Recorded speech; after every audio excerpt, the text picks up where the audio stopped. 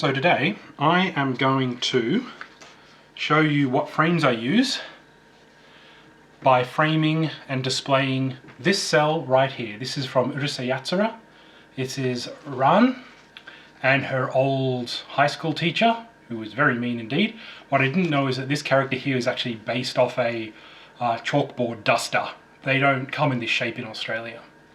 So there's a few different things about this cell, but first I am going to tell you about the frame we're going to put it in. So a lot of people have asked me on Twitter, what kind of frame, what are the sizes, etc, etc. So whenever you see a frame that I use that has that sort of 3D effect, this is the frame I use. I couldn't find a black one, I've got a white frame this time. So this is the, let's see, 3D photo frame by Unigift. Now it is 20 centimeters by 25 centimeters. Now what's important is that that is this window here, not the entire frame. So we'll get into the terminology about what that is pretty quickly. And this is the best frame I've found for it because of the insides, and I'll show you that now.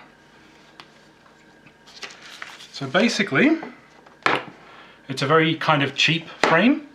Oh, and 25 by 20 centimeters is 8 inches by 10 inches for my American friends. There you go.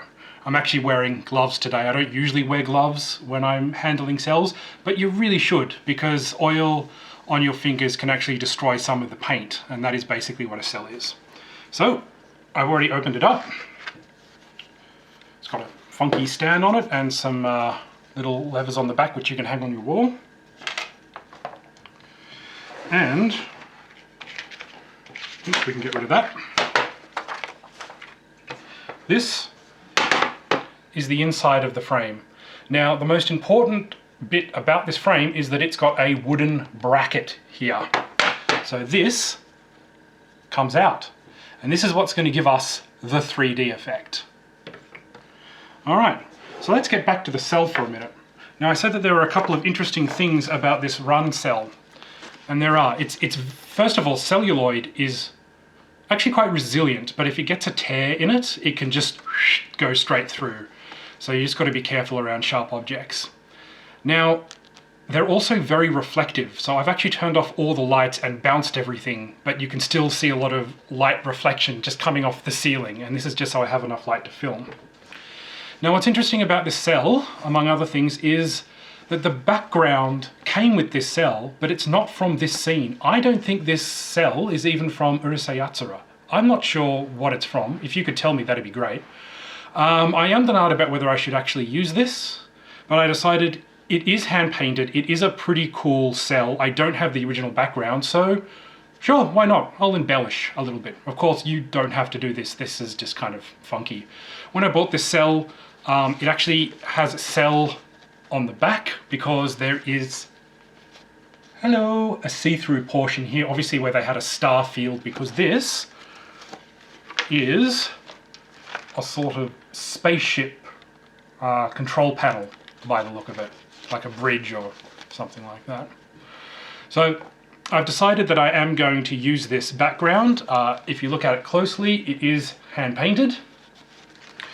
Now, one of the important things about cells, that if you are putting a cell behind something else, no matter what it is important to keep a backing there. And that's what they've done in this instance. They don't do it at all the cell shops. I got this one from Nakano Mandarake, and they usually do use these. So there you go. This very thin piece of plastic film can sit behind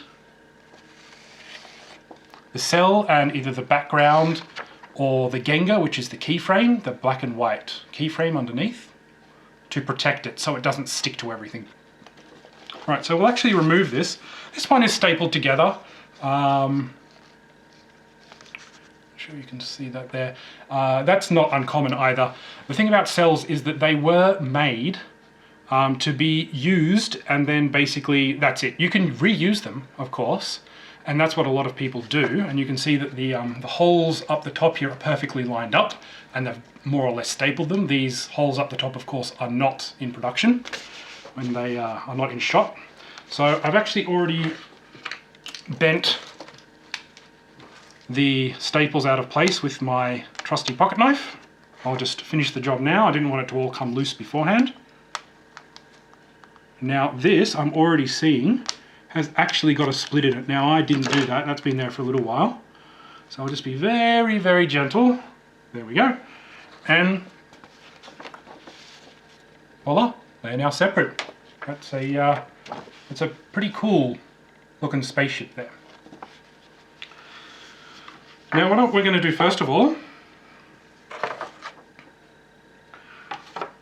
is we're going to put this cell in the foreground of the frame. So we're going to take the wooden frame out, we're going to put this down, and in case you've never seen the back of a cell before, it's actually quite interesting. The way cell animation works is you draw the outline on the front of the cell, you turn it round, and then you add each layer of paint. So you can't see any details on the back, they're all from the front. Very clever. Alright, so we'll put this down here. Now, center it as best you can.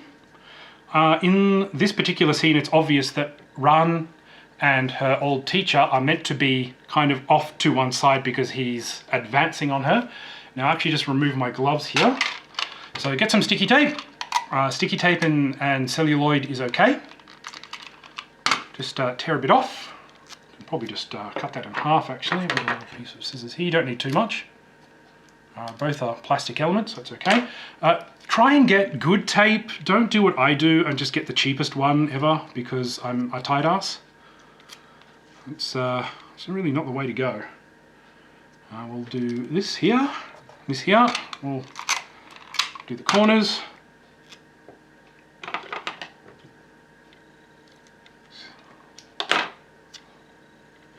This here, and this one here. Now we can put the frame back in. Now that will hold the cell in place. There we go. Next, what we're going to do is we are going to put the background in. So the background actually in this case sits fairly flush. Now backgrounds are going to be all different sizes. And the background here, it is hand painted. It looks very nice. It was probably used for multiple shots. And it is just made on thin cardboard. That's just how they did it. There is, as I said, a cell at the back. There's nothing on it, but we'll get to that a bit later why that's there. So this sits pretty flush inside. You might need to shave off a couple of edges on a background.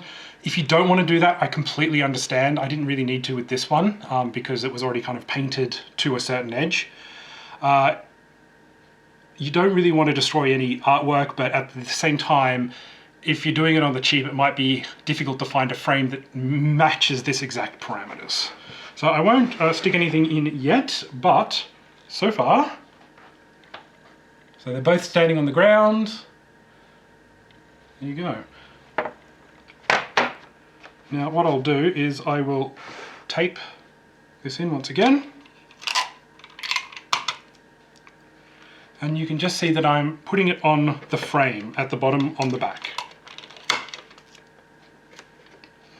Now, obviously this section at the back has been cut out to have a star field, or maybe enemy ships off the port bow or something like that. Hopefully that'll stay. That looks good. So what I've done today is I have actually gone and just typed in Starfield out and printed off a starfield. Now I think this is actually real images of stars, maybe from a telescope or Hubble, or maybe it's just someone's imaginings, but you might want to watch out for copyright, but this is for personal use. And we're just going to slip that right there. Now the sticky tape backing on this is quite old, so if you want to reinforce it a little bit, that's fine. not a bad idea. We'll just reinforce that old sticky tape on the back there. And let's have a look. There we go. That's pretty cool.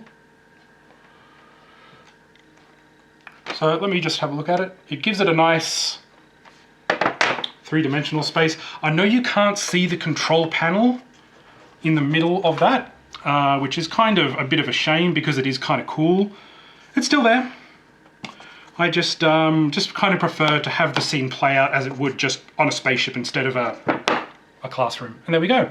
We've got a nice cell with a background and even a background bit beyond that, and it's got a nice 3D effect. Now the best thing about this is that it protects the cell, because the cell's not touching anything.